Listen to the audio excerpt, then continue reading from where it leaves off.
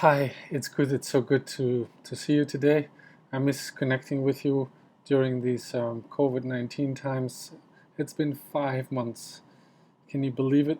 In a way, yes, we can believe it. It's lasting too long, and what a challenging time with now the hurricane that has hit us this past week. Many people still don't have electricity backup and struggle to have internet running. These lifelines for us these days for work and life at home to connect with our loved ones or friends and with work. It's a daily survival um, exercise, and there is so much we miss in this season. It is certainly becoming a desert experience that weighs on our shoulders and our hearts. And in all of this, what can we do? Many solutions of our practices have already been presented of things that we can do. We have cleaned our basement, organized our attic. We have reorganized our lives. We have adjusted as best as we can. So one thing that continues to be presented and that I want to repeat today is there is power in the small things. Revisiting the small things. The beauty that is in a leaf, in a tree, in the animals around us, the mystery of the clouds and the stories that are in the history of the people that surround us. Um, there is, once you start paying attention to it, it looks like small things or things from the past, and yet there is so much power on it. There is so much to learn. There is so much meaning in it. This is not an easy band-aid solution to keep us busy.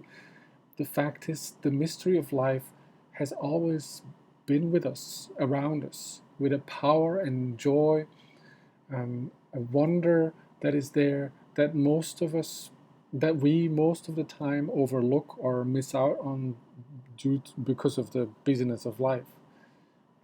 Rainer Maria Rilke once wrote about these small things of life, saying, if you trust in nature, in the small things that hardly anyone sees and that can so suddenly become immeasurable, if you have this love for what is humble and try very simply as someone who serves to win the confidence of what is poor, then everything becomes easier.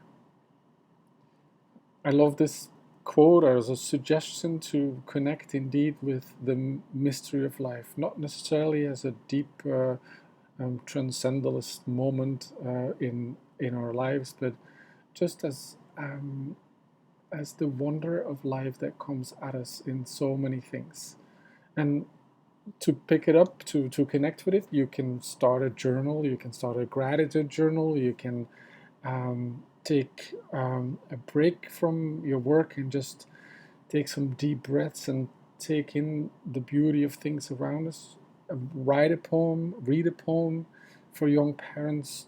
Try to organize, and maybe members in the parish can help each other to give young parents who are really extremely busy these days.